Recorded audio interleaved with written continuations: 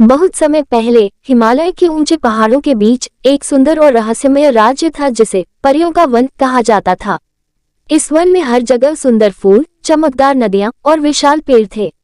यहाँ की हवा में एक मधुर सुगंध और संगीत की धुन बसी रहती थी। इस वन में रहने वाली परियां प्रकृति की सुंदरता की संरक्षक थीं। वे दिन रात फूलों को पानी देती, नदियों की सफाई करती और पक्षियों को संगीत सिखाती। परियों की रानी रानी चांदनी बहुत ही बुद्धिमान और दयालु थी। उसकी दो बेटियां थीं, राजकुमारी दीपिका और राजकुमारी तारा। दीपिका बहुत ही शरारती और चंचल थी, जबकि तारा शांत और विचारशील थी।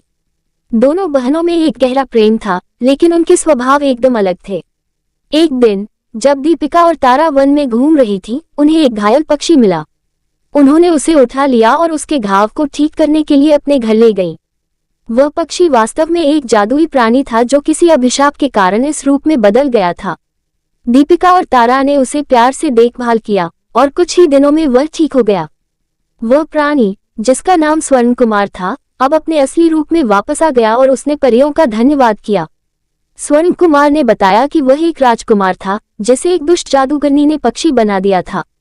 उसे इस अभिशाप से मुक्त करने के लिए उसे सच्चे हृदय से प्यार और देखभाल की आवश्यकता थी। राजकुमारी दीपिका और तारा के निस्वार्थ प्रेम ने उसे मुक्त कर दिया था। वह अब अपनी असली पहचान और राज्य में लौट सकता था। स्वर्ण कुमार ने रानी चांदनी से मदद मांगी कि वह उस दुष्ट जादूगरनी को हराने में उसकी मदद करे, जो अब भी उसके राज्य में आतंक मचा रही थी।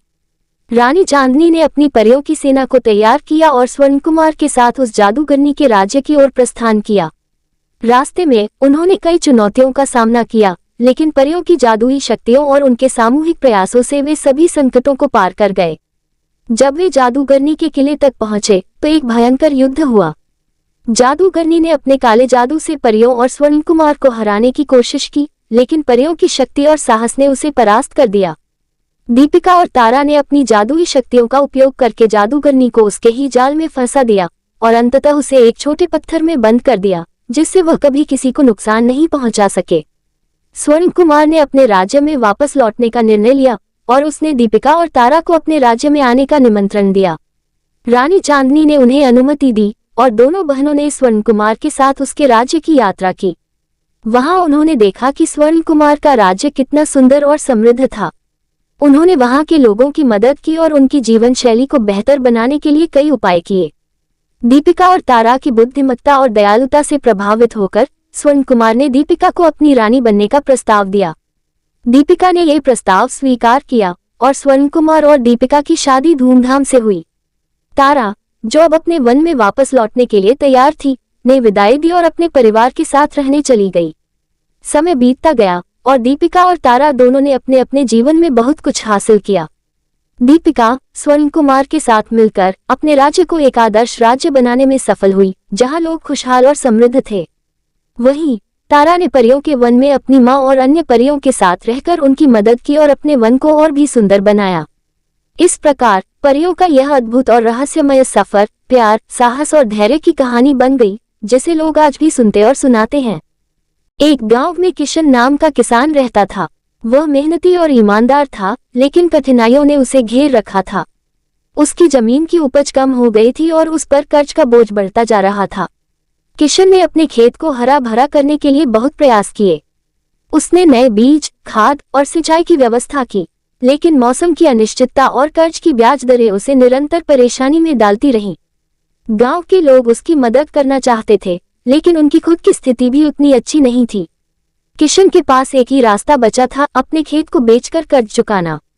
लेकिन उसने हिम्मत नहीं हारी। उसने गांव वालों से सलाह ली और नए तरीकों से खेती करने का निर्णय लिया। उसने जैविक खेती की शुरुआत की और गांव के अन्य किसानों को भी प्रेरित किया। धीरे धीरे किशन की मेहनत रंग लाने लगी।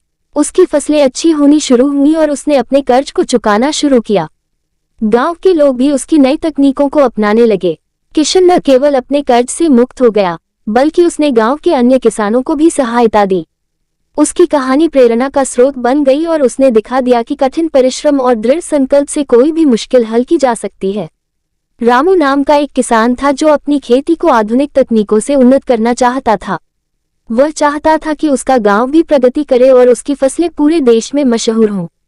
रामू ने आधुनिक खेती की तकनीकें सीखने के लिए शहर का रुख किया। उसने कृषि विज्ञान में ट्रेनिंग ली और नई नई तकनीकों के बारे में जाना।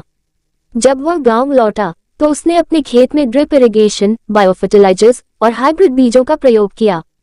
शुरुआत में गांव के लोगों ने उसकी बातों पर विश्वास नहीं किया और उसके प्रयासों को नकारा, लेकिन जब उसकी फसलें बम्पर पैदावार देने लगीं, तब सबकी नजरें उसकी ओर मुड़ गईं। रामू ने गांव में एक कृषि क्लब की स्थापना की और अपनी जानकारी साझा की। गांव में एक प्रदर्शनी का आयोजन हुआ, जिसमें रामू और उसके क्लब ने अपनी उन्नत तकनीकों का प्रदर्शन किया।